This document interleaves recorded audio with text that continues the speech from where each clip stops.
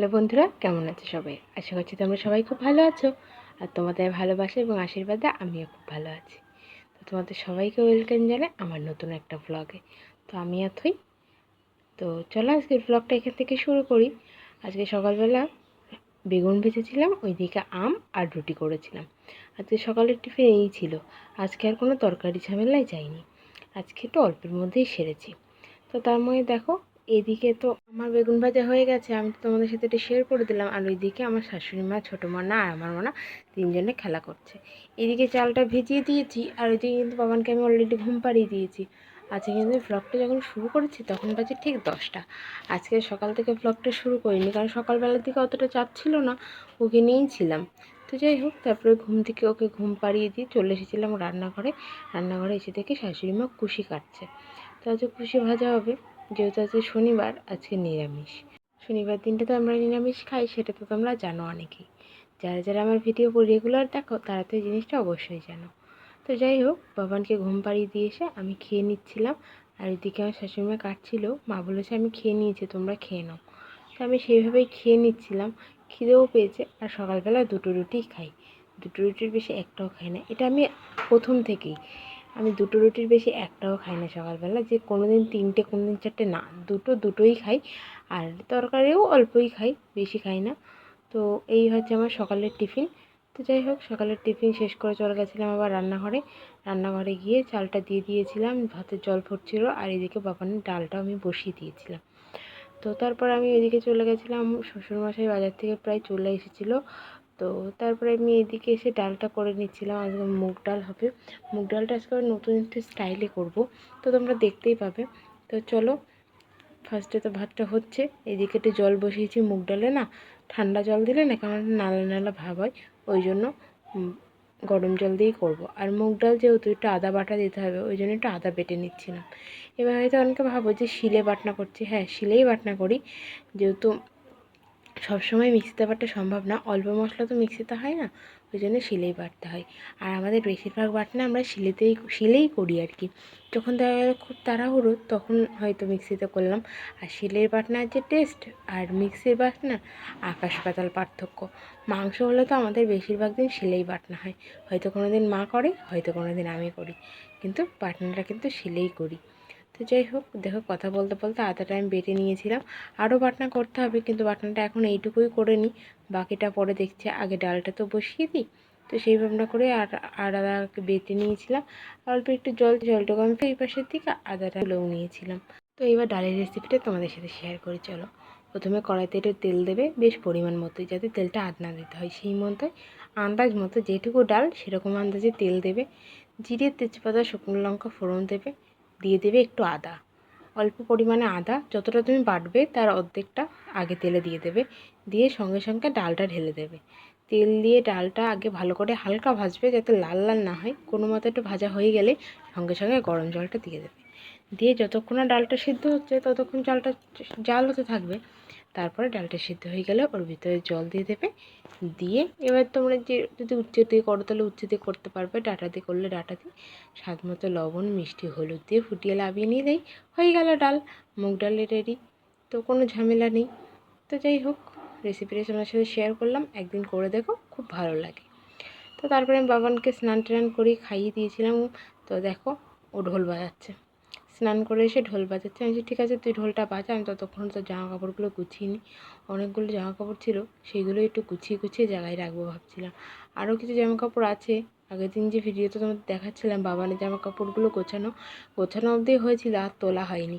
সেগুলো একটু তুলবো, কিন্তু আজকের সময় হবে কিনা বলতে পারছি না। বাবানকে নিয়ে এদিকের কাজ সামলে ওই দিকের কাজ করতে গেলে না অনেকটা সময়ের দরকার হয়।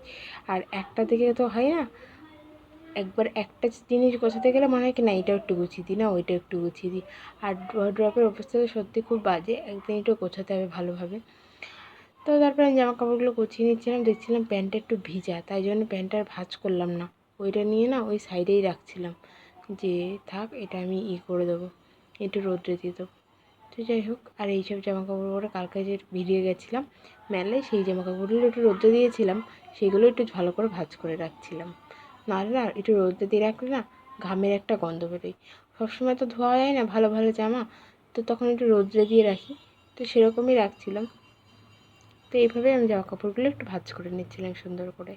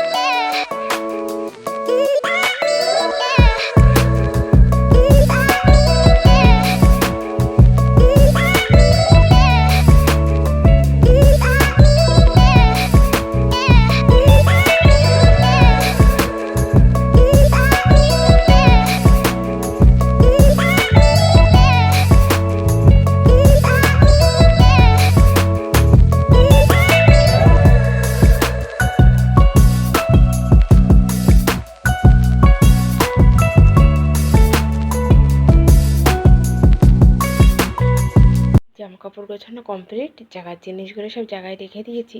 আর নাইটিগুলো আলনায় রেখেছি, ওর প্যান্টটা ওয়ার্ড্রপের ভিতরে রেখেছি, বাবানেরগুলো ওয়ার্ড্রপের ভিতরে রেখে দিয়েছি।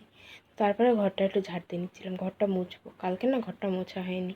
শুক্রবার দিন মনে হয় না কোনো কাজ আছে, কিন্তু অনেক কাজ থাকে। ও বাড়ি থাকলে যেন কাজটা দ্বিগুণ বেড়ে যায়। তো যাই হোক, সেই কারণে অনেক তাড়াহুড়োর কারণে কালকে আর ঘরটা মোছা হয়নি। সেই ঘরটাই আজকে একটু মুছবো। তো সেই কারণে ঘরটা সুন্দর করে আগে একটু ঝাড় দিয়ে নিচ্ছিলাম, তারপরে একটু মুছে নেবো। আর ওইদিকে তো আমার পাপান খেলা করছে আর মাম্মাম মাম্মাম মাম্মাম করেই যাচ্ছে। তো যাই হোক, এই একটা না নতুন শিখেছে মাম্মাম। এখন কিছু হলেই মাম্মাম মাম্মাম বলে ডাকতে শুরু করে দেয়। যাই হোক, ডাকটা ওর মুখে খুব মিষ্টি লাগে আমার ডাকতে। যখনই কিছু হয় না মাম্মাম মাম্মাম এমন করে করে যখন ডাকে না, মনটা যেন ভরে যায়। তো যাই হোক, দেখো বকবক করতে করতে কিন্তু আমি ঘরটা ঝাড় দিয়ে নিয়েছিলাম। এর উপরগুলোও না খুব ঝুল হয়েছে। তো সেইগুলো যখন একটু ঝাড় দিই, এই কোনা কাঞ্চিগুলো একটু ঝাড় দিয়ে নিই, যাতে পরে আর অসুবিধা না হয়। এই একটা কোনার জন্য পরে তখন না খুব অসুবিধা হয়, মনে হয় এই কোনায় নোংরা এই কোনায় নোংরা। কদিন ধরে ঝুল হয়েছে ঘরে দেখছি, কিন্তু পরিষ্কার করার সময় পাচ্ছি না। আমার আবার ডাস্টে অ্যালার্জি আছে। একদিন ঘর ঝাড়তে গেলে না নাজেহাল অবস্থা হয়ে যায়। এই যত পারি একটু আস্তে আস্তে করার চেষ্টা করি, এক একদিন এক এক রকমভাবে করার চেষ্টা করি। একদিন হয়তো আলমারির উপরটা পরিষ্কার করলাম, একদিন শোকেসের, এইভাবেই পরিষ্কার করি। না হলে না যেদিন একবারে সব পরিষ্কার করতে চাই নাজেহাল অবস্থা হয়ে যায়। আমার তো পরের দিন প্রচণ্ড শরীর খারাপ হয়ে যায়, যার কারণে একদিনে কিছুই করি না। যাই হোক, দেখো বকবক করতে করতে অনেকগুলো কাজ হয়ে গেল, ঘরটাও কিন্তু এবার মুছে নিচ্ছিলাম। যেসব বন্ধুরা এখনও ভিডিওটা দেখছে তাদেরকে জানাই অসংখ্য ধন্যবাদ। এইভাবে ভিডিওটা পুরোটা দেখো, আশা করছি তোমাদের একটু হলেও ভিডিওটা ভালো লাগবে।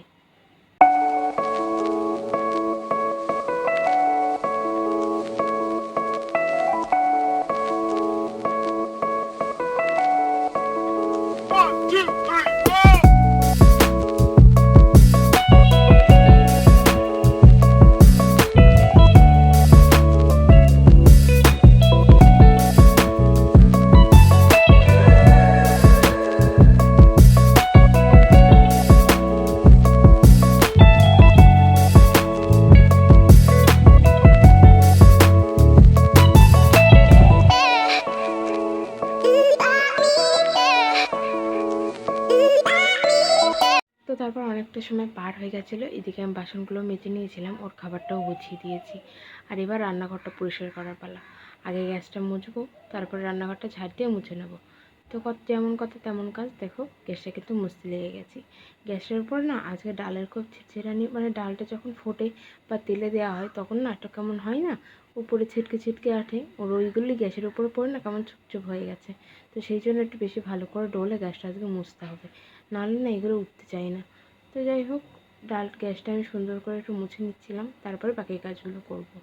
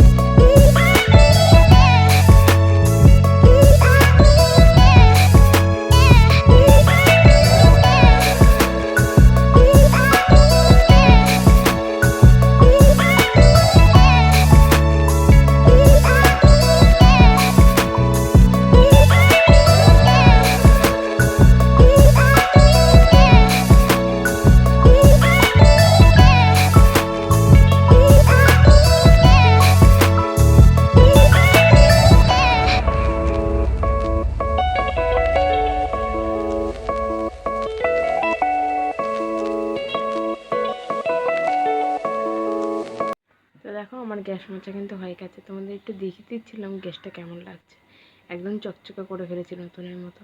তো দেখো প্রায় 1:30 বাজতে গেছে, যাবো স্নান করতে। তো স্নান করে চলে এসেছি। আর এই দেখে তো বাইরে প্রচণ্ড বৃষ্টি হচ্ছিলো, তার মধ্যে তো শরীরটাও যেন ক্লান্ত লাগছিলো, ঘুম পাচ্ছিল। যাই হোক, তারপর বাবানকে ঘুম পাড়িয়ে আমরা খেতে চলে গেছিলাম। আজকে রান্না হয়েছিল ডাল, এদিকে হয়েছিল কুশি ভাজা, আর এদিকে হয়েছে আলু ভাজা আর লেবু। তো তারপরে আমি আর শাশুড়ি মা একটু খেয়ে নিয়েছিলাম, শ্বশুরমশাইয়ের খাওয়া হয়ে গেছিলো। তো খাওয়া দাওয়া করে আমি একটু ঘুমিয়ে নিয়েছিলাম, বাবানও ঘুমিয়ে নিয়েছিল। বাবান তো অলরেডি ঘুমাচ্ছিল। তো যাই হোক, ঘুম থেকে উঠে আমি ওকে কোলে নিয়ে ঘুরছিলাম, দেখো কেমন মিচিকে একটা হাসি দিচ্ছে। তো যাই হোক, তারপরে সন্ধ্যা হয়ে গেছিলো, সন্ধ্যাবেলা চা করে এনেছিলাম, সবাই মিলে একসাথে চাটা খেয়ে আমি গেছিলাম একটু ঘুরতে নিটুল্লা। আগের দিন যে গাড়িটা দেখাচ্ছিলাম ওই গাড়িতে করে রাত্রিবেলা একটু ঘুরতে বেরিয়েছিলাম সবাই, আমাদের বাড়ির এই পাশেই। তো যাই হোক, ভিডিওটা এখানে এন্ড করছি। ভিডিওটা কেমন লাগলো অবশ্যই কমেন্ট বক্সে কমেন্ট করে জানিও। যদি ভিডিওটা ভালো লেগে থাকে অবশ্যই like, comment, share and subscribe করে দিও। তোমাদের একটা লাইক আমাকে নতুন অনুপ্রেরণা জাগায়।